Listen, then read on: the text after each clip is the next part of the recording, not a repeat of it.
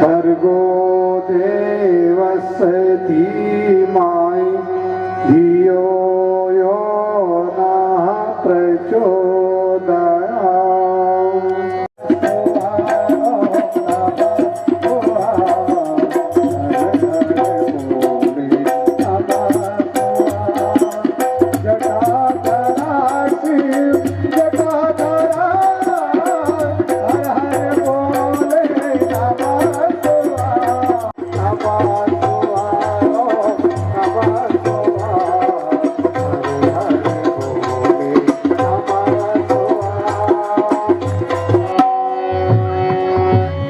रक्षक भक्षक बने कि उल्टी बार खेत में खाए,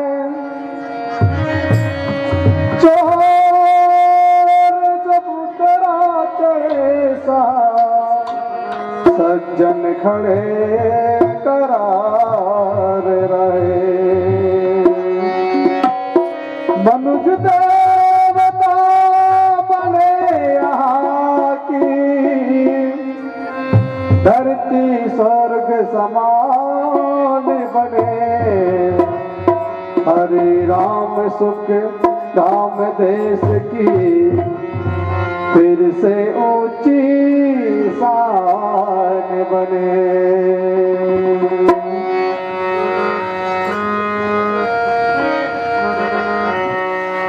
फैल रहा अज्ञान रे, भटक रहा इंसान रे, फैल रहा अज्ञान रे, भटक रहा इंसान रे।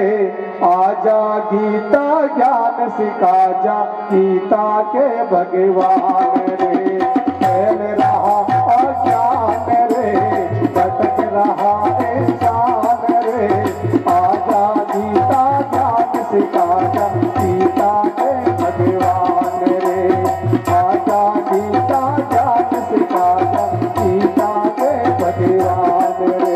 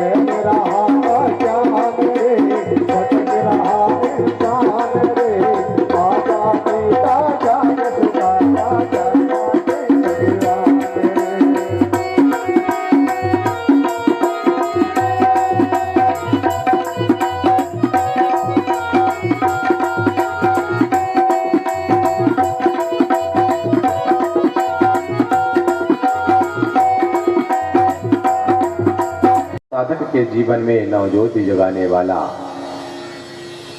हमारे अंदर जो श्रद्धा है, हमारे अंदर जो भावना है, भगवान के प्रति हमारा जो विश्वास है, वह सार्थक होता हुआ चला जाए।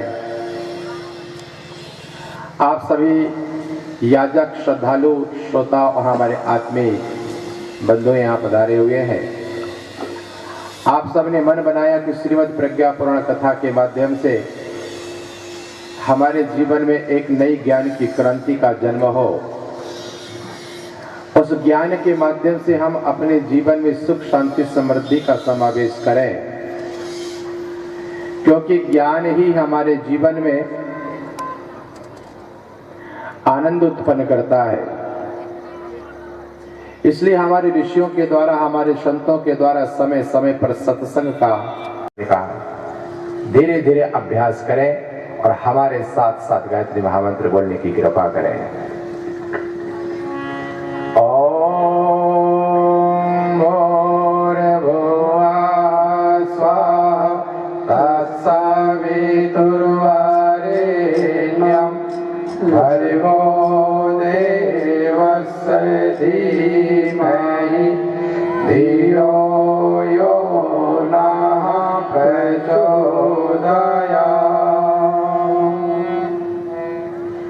ॐ अज्ञानतिमिरान्धस्य ज्ञानाञ्जनशलाकया चक्षुरुन्मीलितं येन तस्मै श्रीगुरवे नमः। मातृवत्लालयित्री च पितृवत् मार्गदर्शिका नमोऽस्तु गुरुसत्तायै श्रद्धा प्रज्ञायुता च या। ॐ आयातु वरदे देवी त्रयक्षरे ब्रह्मवादिनी गायत्री छन्दसा मातः ब्रह्मयोनिरे नमोऽस्तु ते। व्यासाय विष्णुरूपाय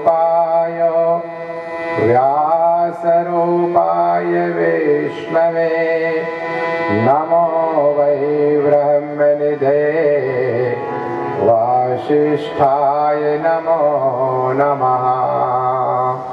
ऋषि व्यास पंडित श्री राम शर्मा आचार्य जी, प्रातः स्मरणीय पूज्य पाद माता भगवती देवी शर्मा, वेद माता, देवी माता, विश्व माता गायत्री, देवाधिदेव महादेव भगवान शिव शंकर, यहाँ उपस्थित जन समुदाय में शक्ति स्वरूपा माताओं बहनों, देव स्वरूप हमारे आत्मीय बंधुओं, प्यारे प्यारे बालक और बालिकाओं, आज का समय संध्याकालीन हम सबको दीप महायुग का मिला है और हजारों की संख्या में दीपक हमारे आसपास के विभिन्न स्थानों पर व्यवस्थित रखे हुए हैं। ये दीपक अपना संदेश आपको सुनाएंगे, ये दीपक अपना उद्देश्य आपको बताएंगे, ये दीपक की ज्योति अपनी बात आपसे कहेंगे और दीपक की लौ, इनकी किरणें आपको अपना गीत सुनाएंगे। आप बड़े श्रद्धा और के भाव के साथ में आज की श्रीमद् प्रज्ञा पुराण कथा में बैठे हुए हैं। कहते हैं कि अनगढ़ से सुगढ़ बनाने वाली विद्या का नाम संस्कार है। अनगढ़, सभी मनुष्य सामान्य स्थिति में जन्म लेते हैं और धीरे धीरे उनके अंदर जो संस्कार आता है, अपनी उम्र के अनुसार जब वो संस्कार करता है तब उसके जीवन में परिवर्तन आता है, नई क्रांति आती है, नए जीवन जीने की कला आती है और व्यक्ति धीरे धीरे विकसित होता हुआ चला जाता है, अच्छा बनता हुआ चला जाता है। वह संस्कार का प्रभाव हुआ करता है। रोड के किनारे कोई बड़ा पत्थर पड़ा हुआ है, कोई कीमत नहीं है, कोई मूल्य नहीं है, लेकिन उस पत्थर को किसी कलाकार के पास पहुंचा दिया जाए, उसमें वह हनुमान जी की मूर्ति, शिव जी की मूर्ति, दुर्गा जी की मूर्ति को हथौड़ी और छेनी से बना देता है, तो देखिए वो पत्थर जो 2 कौड़ी का नहीं था, कोई काम का नहीं था, कोई मूल्य का नहीं था, कलाकार के पास में पहुंचने के बाद में, मूर्तिकार के पास पहुंचने के बाद में वह पत्थर कितना मूल्यवान हो जाता है, कितना बेशकीमती हो जाता है। कितनी श्रद्धा उसके प्रति हमारी हो जाया करती है, क्योंकि वो संस्कारित हो चुका होता है। जन्म न जायते शूद्रः संस्कारा द्विज उच्यते। शास्त्रों में वर्णन आता है कि जन्म से सभी व्यक्ति समान जन्म लेकर के आते हैं, लेकिन जैसे उसके संस्कार होते हैं उस संस्कार के अनुसार उसके अंदर में प्रेरणाएं जाती हैं और वो प्रेरणाएं उनके जीवन में परिवर्तनशील हो जाया करती है और वो व्यक्ति द्विज बनना प्रारंभ हो जाता है, समझदार बनना प्रारंभ कर देता है। उसके अंदर में क्षमता आ जाती है, उसके अंदर में विवेकशीलता आ जाया करती है और वो हर वक्त को समस्या के समाधान के लिए तैयार हो जाता है और समाधान उसके जीवन में आ जाता है। आत्मीय भाइयों और बहनों, ऐसा सुयोग संस्कार के माध्यम से मनुष्य के जीवन में आता है। आज वर्तमान परिस्थिति को देख करके कहा जाए कि संस्कार क्या है, तो टर्निंग पॉइंट्स का नाम संस्कार है। जीवन में समय समय पर जो मोड़ आया करते हैं, वहां पर कैसे सावधान हुआ जाता है, कैसे सावधानी पूर्वक जीवन जिया जाता है, कैसे धैर्यता से जीवन जिया जाता है, यह हर उम्र के पड़ाव पर व्यक्ति के जीवन में हुआ करता है। इसी प्रक्रिया का नाम संस्कार है। हमारे भारतीय संस्कृति में 16 संस्कारों की जानकारी बताई जाती है। हमारे भारतीय संस्कृति को देव संस्कृति कहा जाता है और देव संस्कृति के दो निर्माता यज्ञ पिता, गायत्री माता। इस देव संस्कृति में गायत्री और यज्ञ का बड़ा विशेष महत्व है। सदकर्म का नाम यज्ञ है और सद्बुद्धि का नाम गायत्री है। जिनके जीवन में सद्बुद्धि आ जाती है, जिनके जीवन में सदकर्म आ जाता है, उसके जीवन की समस्याओं का समाधान हुआ निश्चित मानिए। इसलिए आज मनुष्य जो अनास्था संकट में भटक गया है, आज विज्ञान की चकाचौंध में फंस गया है, तरह तरह की उपासना पद्धति और शॉर्टकट में व्यक्ति, अंधी भक्ति में व्यक्ति जल्दी से रिद्धि मिल जाए, सिद्धि मिल जाए, चमत्कार हो जाए, ये सामान ले लीजिए, वो सामान ले लीजिए, इसके माध्यम से हमारे जीवन में चमत्कार आ जाए, ऐसा शॉर्टकट भक्ति के पीछे, रिद्धि और सिद्धि के पीछे व्यक्ति अंधी श्रद्धा में दौड़ लगा रहा है और भटक रहा है। और वशिष्ठ जी महाराज ने किया था। हमारा देश ऋषियों का देश है, हमारा देश संतों का देश है, हमारा देश पवित्र नदियों का देश है, हमारा देश अवतारों का देश है। 24 हमारे इस धरती पर देव शक्तियों ने अवतार लिया है, लेकिन मुख्यतः 10 अवतार माने जाते हैं। इसलिए धरती को महान और पवित्र कहा जाता है, क्योंकि देव संस्कृति का विशेष महान उद्देश्य इसमें छुपा हुआ है और वसुदेव कुटुंबकम की भावना इसमें छुपी हुई है। आत्मवत सर्वभूतेषु की भावना इसमें छुपी हुई है। हम प्रातः काल जब उठते हैं तो हमें भारतीय संस्कृति में बताया जाता है, प्रातः काल उठ के रघुनाथा और मात पिता गुरु नावई माथा। दूसरा आता है नामकरण संस्कार। नामकरण संस्कार के बाद में मुंडन संस्कार, शिखा स्थापना संस्कार, 6 महीने के बाद में अन्नप्राशन संस्कार, 2.5 साल से 3 साल के बीच में उनका मुंडन संस्कार के बाद में सीधे विद्यारंभ संस्कार में बात आती है। तो विद्यारंभ संस्कार, विद्या क्या है और शिक्षा क्या है, विद्या और शिक्षा में अंतर कितना है, ये बात वहां पर बताई जाती है। और विद्यारंभ संस्कार 2.5 से 3 वर्ष की उम्र में कराया जाता। आत्मीय भाई और बहनों, 8 से 12 वर्ष के बीच में गुरु दीक्षा संस्कार कराया जाता है, गुरु मंत्र प्रदान किया जाता है, यज्ञोपवीत संस्कार कराया जाता है और यज्ञोपवीत संस्कार के माध्यम से व्यक्ति के जीवन में एक नया आध्यात्मिक जन्म हुआ करता है, जिससे उसे गुरु के संरक्षण में एक जीवन जीने की नई कला प्राप्त हुआ करती है। जीवन कैसे जीना चाहिए, ये बात उसे दीक्षा संस्कार में प्रारंभ में बता दी जाती है। इसलिए दीक्षा संस्कार हमारे जीवन में बड़ा विशेष में महत्व रखता है। विद्या अध्ययन प्रारंभ हो जाया करता है। पहले तो बटुक ब्राह्मण का मुंडन कराया जाता है, शिखा स्थापना कराई जाती है, तब उसे यज्ञोपवीत जनेऊ पहनाया जाता है। और हमारे भारतीय संस्कृति में हर सनातनी धर्म के मानने वालों को यज्ञोपवीत सूत्र कहा जाता है और शिखा चोटी कही जाती है। शिखा चोटी और यज्ञोपवीत सूत्र को धारण करने वाला सनातनी माना जाता है। ये हमारे भारतीय संस्कृति के संस्कार माने जाते हैं।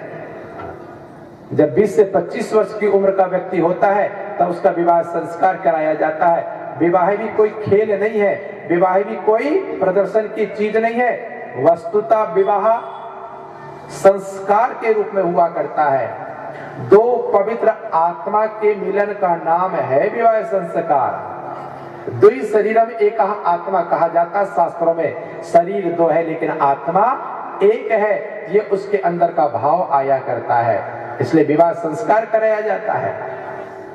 दोनों नए दंपत्ति को ये बताया जाता है कि गृहस्थ में कौन कौन से अनुशासन होते हैं, कौन कौन सी मर्यादाएं हुआ करती है, उसमें 9 वचन कौन से हुआ करते हैं जो आदर्श परिवार में व्यक्ति के जीवन में हुआ करते हैं। ये दिव्य ज्ञान उसे विवाह संस्कार में बताया जाता है और गृहस्थ में प्रवेश कराया जाता है। 7 भावर कराई जाती है, उसका महत्व बताया जाता है। सिंदूरी दान कराया जाता है, उसका महत्व बताया जाता है। मंगलाचरण किया जाता है, उसका महत्व बताया जाता है। और आत्मीय भाई और बहनों, उसके गृहस्थ जीवन की सारी नियमावली का ज्ञान विवाह संस्कार में करा दिया जाता है। विवाह अंतिम उत्तर दिशा की ओर वो जाता है, उत्तर अवस्था की ओर वो जाता है। अंतिम स्टेज पर जब वो जाने लगता है तब उसका संन्यास आश्रम में प्रवेश होता है और वो मोक्ष के लिए ईश्वर से प्रार्थना करता है और मोक्ष के लिए ईश्वर से वंदना करता है, तप करता है और परलोक के लिए अपने जीवन को समर्पित कर देता है। इसके बाद यदि दुनिया छोड़ के जाता है तो उसका अंत्येष्टि संस्कार कराया जाता है, यज्ञ विधान के द्वारा कराया जाता है। उसके बाद में श्राद्ध तर्पण और पिंडदान कराया जाता है। ऐसे ये 10 संस्कार की बात हमने आपको बताई और गिनती करवाई। फिर 2 अति महत्वपूर्ण संस्कार परम पूज्य गुरुदेव ने वर्तमान परिस्थिति को देखते हुए प्रदान किया है। एक संस्कार का नाम है विवाह उत्सव संस्कार, यानी वर्षगांठ। जब हमारा विवाह संस्कार होता है तो उसके अगले वर्ष में, 1 वर्ष में जो तिथि आती है वहां पर विवाह संस्कार का महत्व बताया जाता है, गृहस्थ का महत्व बताया जाता है और जीवन में जो समस्याएं आती है, कठिनाइयां आती है, परेशानियां आती है, उन्हें कैसे समाधान किया जा सकता है, ये सारी बातें विवाह उत्सव संस्कार में कराया जाता है। 11वें नंबर का संस्कार। इसलिए हमारे जीवन को महान बनाने में संस्कारों का बड़ा विशेष महत्व हुआ करता है। हम जो पहला संस्कार मनाते हैं वो पुंसवन संस्कार माना जाता है। और पुंसवन संस्कार कब कराया जाता है? हमारे घर में जब खुशखबरी की जानकारी मिलती, कोई नन्हा सा मेहमान हमारे घर में आने वाला है, कोई नया शिशु हमारे घर में जन्म लेने वाला है, तब उस समय उस माता जी के घर में जाकर के उन बहनों का पुंसवन संस्कार कराया जाता है। ये संस्कार विशुद्ध रूप से वैज्ञानिक पद्धति पर आधारित होता है। धर्म की सारी बातें इसमें तो जुड़ी हुई है, लेकिन वैज्ञानिकता उसके साथ में बहुत ज्यादा जुड़ी हुई है कि जैसी मानसिकता गर्भवती महिला की होगी, स्वभाव होगा, आचरण होगा, व्यवहार होगा, वैसे ही उनकी संतानों में वो गुण आएंगे और वो गुण जन्म लेते ही उनके जीवन में प्रारंभ हो जाएंगे। इसलिए महिला को जब पुंसवन संस्कार कराया जाता है तो बट, पीपल और गिलोय, इन तीनों की औषधियों की सुगंध दिलाई जाती है और धीरे धीरे उसकी गंध उसके शरीर के अंदर में जाया करती है, जिससे गिलोय उसके अंदर में रोग रोधक क्षमता उत्पन्न करता है, शरीर का विकास करता है। बट विशालता का प्रतीक है और पीपल देव योनि का पेड़ माना जाता है। वो 24 घंटा ऑक्सीजन प्रदान करता है और ऑक्सीजन हमारे अंदर जब शुद्ध जाया करती है तो शरीर हमारा हष्ट पुष्ट और निरोग बनता चला जाता है। इसलिए पुंसवन संस्कार कराया जाता है। सीता जी जब गर्भवती थी उसी समय उनको वाल्मीकि जी के आश्रम में भिजवा दिया गया था और वाल्मीकि जी ने उनको बहुत ही अच्छा श्रेष्ठ दिव्य ज्ञान प्रदान किया और इसके माध्यम से उनके जीवन में लव और कुश का जन्म हुआ और लव और कुश ने अपने जीवन में संस्कार के माध्यम से बहुत ज्यादा विद्या बचपन में ही प्राप्त कर लिया था। भगवान राम ने अश्वमेध का घोड़ा जब छोड़ा, लव कुश ने उसे पकड़ लिया। बोले हमें राम जी से चर्चा करना है, बात करना है। राम यहाँ के राजा है। उन्होंने सीता नाम की अपनी धर्म पत्नी को क्यों छोड़ दिया था वन में, क्यों परीक्षा लिया था और ऐसे समय छोड़ने के कारण क्या थे, हम उसे जानना चाहते हैं। इसलिए उन्होंने घोड़ा पकड़ दिया। 6 वर्ष की उम्र में लव और कुश ने भगवान राम को छोड़ करके सारी सेना को परास्त कर दिया। इतनी विद्या, इतनी सिद्धि उनके पास में, इतनी ज्यादा धनुर्विद्या उनके पास में आ गई थी भाई और बहनों। लेकिन सीखा कहां था उन्हें सब बातें? गर्भ काल में ही शिक्षाएं उनको प्राप्त हो गई थी।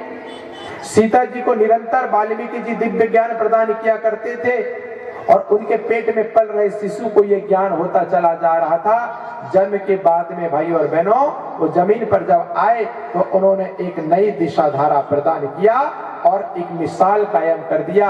ये संस्कार का नाम है पुष्प संस्कार। आपने महाभारत काल में अभिमन्यु का नाम सुना होगा। अभिमन्यु ने पेट में ही सुभद्रा जी के, अर्जुन ने उनको बताया था कि किस प्रकार से चक्रव्यूह में प्रवेश करा जाता है, तो अभिमन्यु ने पेट में चक्रव्यूह में प्रवेश करना सीख गया था। महाभारत काल में जब युद्ध हुआ उस समय वो चक्रव्यूह में चले तो गए लेकिन निकल ना सके। क्यों? क्योंकि अर्जुन बता रहे थे सुभद्रा को चक्रव्यूह में जाते कैसे और निकलते कैसे हैं। तो जाते समय तो सुभद्रा जागृत अवस्था में थी, जाग रही थी, लेकिन जैसे उन्हें निकलने की बात बताना प्रारंभ किया तो कहते हैं कि वो सो गई। माँ जागती है तो बच्चा जागता है, माँ सोती है तो संतान सोती है। इसलिए माँ से उसका बिल्कुल निकट का कनेक्शन हुआ करता है। और भाइयों बहनों, अभिमन्यु निकल नहीं पाया और मारा गया। सीखा कहा था? कहते गर्भकाल में सीख गया था। अष्टावक्र का नाम आपने सुना होगा। अष्टावक्र जी महाराज ब्रह्मज्ञानी माने जाते हैं। उनके पिताजी वेद पाठों का अध्ययन किया करते तो ऋचाएं बोला करते, वेदों की ऋचाएं बोला करते थे, वेद पाठ किया करते थे। एक बार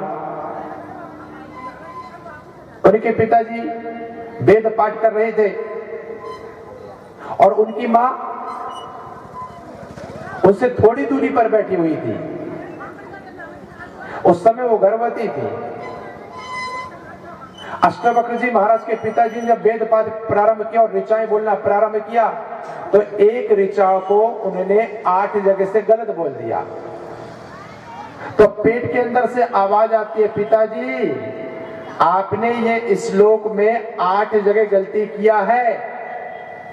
अष्टावक्र जी, संभवतः उनके पिताजी का नाम कुवाड़ ऋषि था और उनने वहीं से श्राप दे दिया कि तू अभी पेट में है और पेट से ही आवाज कर रहा है कि मेरी इस ऋचा में 8 जगह गलती है, जा तू 8 जगह से टेढ़ा हो जा। जब उनका जन्म हुआ तो वो 8 जगह से टेढ़े हुए, पैर से लेकर के सिर तक बिल्कुल। जब वो चला करते थे तो डोलते हुए चला करते थे, लेकिन ब्रह्म ज्ञानी थे। ये ब्रह्म ज्ञान कहां से प्राप्त हुआ उनको? गर्भ काल में ही प्राप्त हुआ।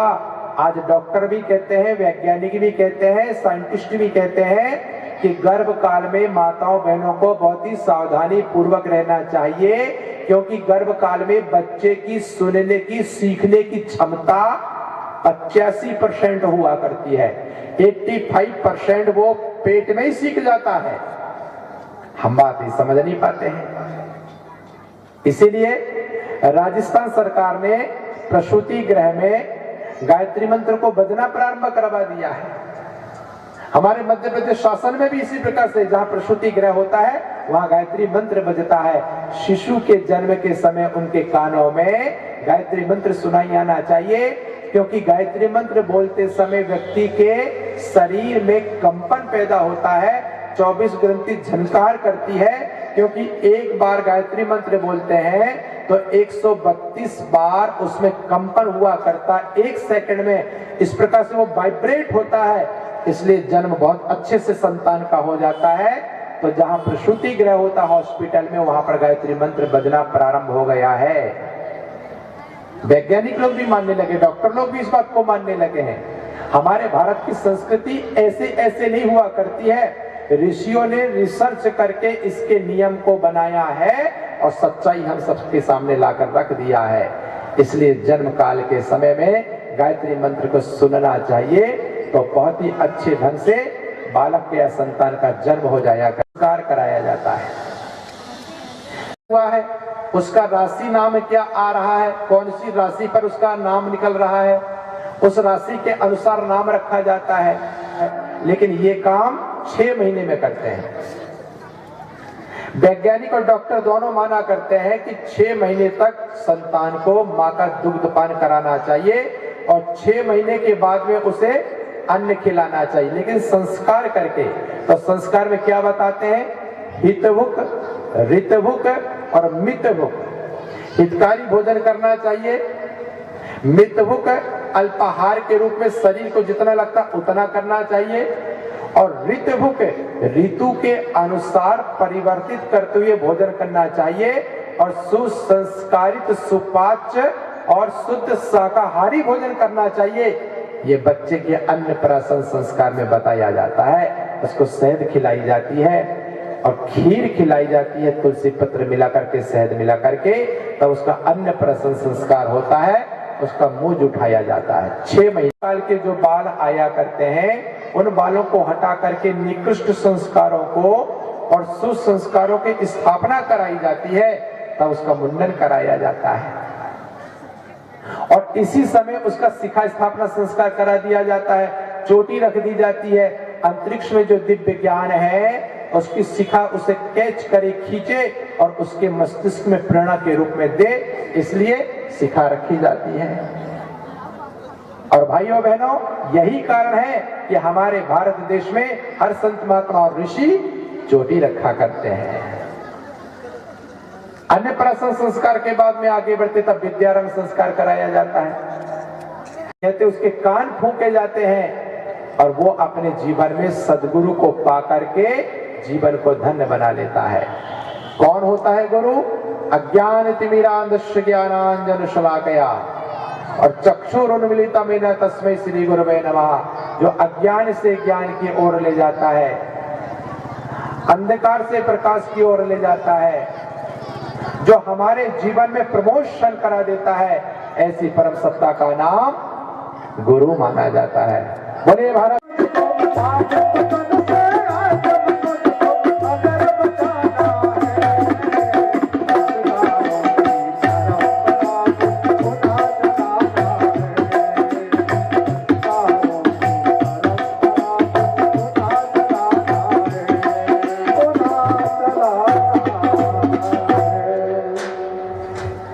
पुनः संस्कार परंपरा कोई भी जगाना है तो समाज में ऐसे सत्संग का आयोजन करना होगा और इन संस्कारों की जानकारी जन जन तक पहुंचाना होगा। पुष्प संस्कार होगा तो क्या करना पड़ेगा ये आपको ज्योति जले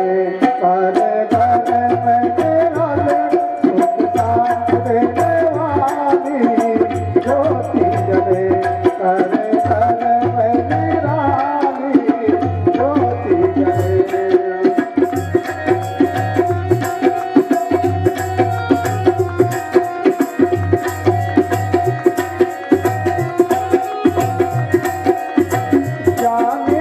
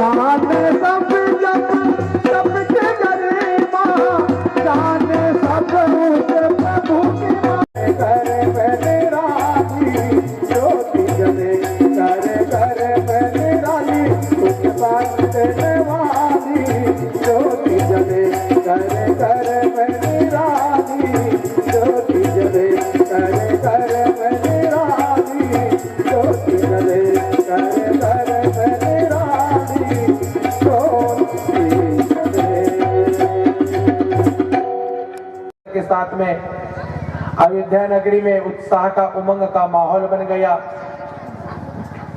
चारों तरफ प्रसन्नता ही प्रसन्नता दिखाई देने लगी।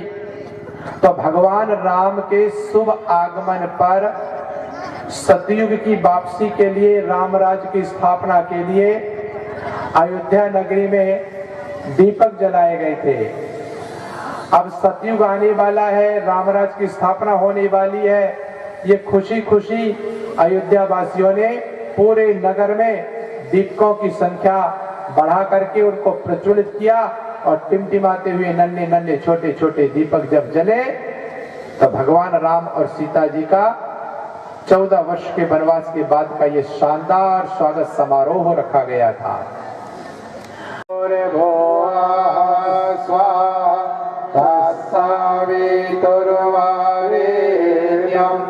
भर्गो देवस्य धीमहि धियो यो नः प्रचोदयात्। श्यामा भूयात् ओम शीर्षम उन्नताम भूयात् ओम विवेका। स्थिर संकल्पों को, अपने संकल्प को पूरा करने के लिए हमें उपयोग हे प्रभु हमारे शुभ संकल्प को लगाएं और सामान्य स्थिति में आ जाएं।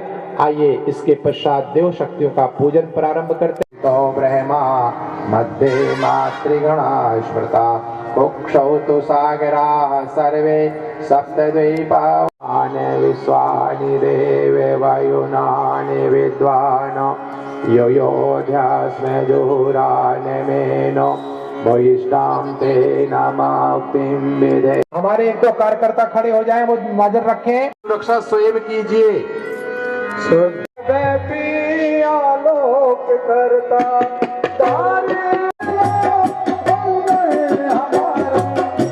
बहुत ज्यादा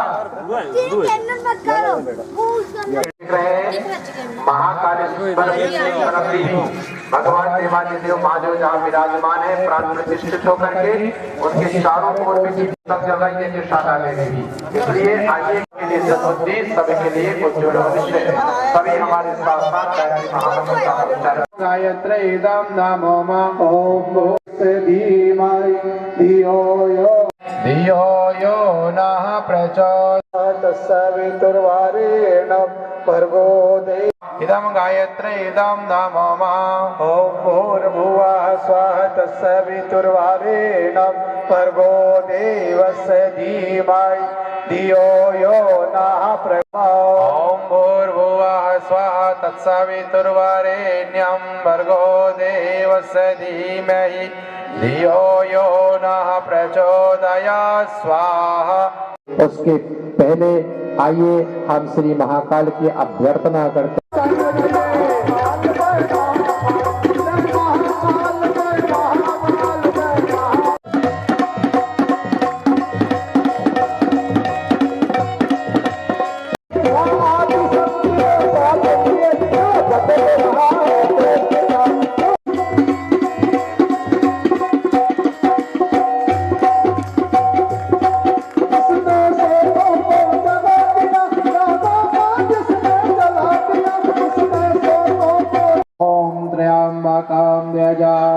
पुष्टिवर्धनम् उर्वारुकमिव वन्दनान् मृत्योर्मुक्षीयमामृता स्वाहा। इदं महामृत्युञ्जय इदं नमः। ॐ त्र्यम्बकं यजामहे सुगन्धिं पुष्टिवर्धनम् उर्वारुकमिव वन्दनान् मृत्योर्मुक्षीयमामृता स्वाहा। इदं महामृत्युञ्जय इदं नमः। शिष्यते स्वाहा। ओम सर्वमय आरती। बैठे बैठे आरती को, आपकी पूजन की थाली को उठा लेंगे और कंधे से ऊपर ले जाकर के बैठे बैठे ही आरती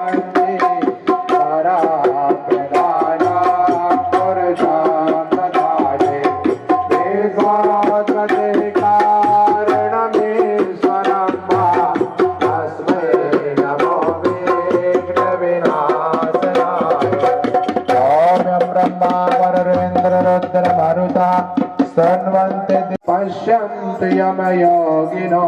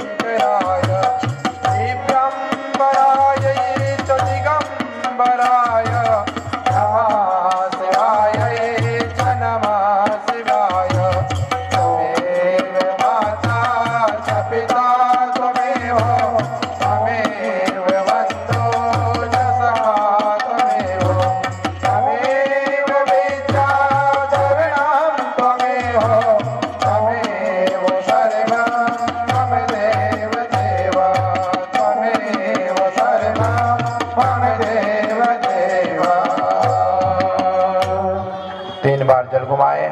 संस्कार होगा तो अपने बच्चों के संस्कार शांति वनस्पतया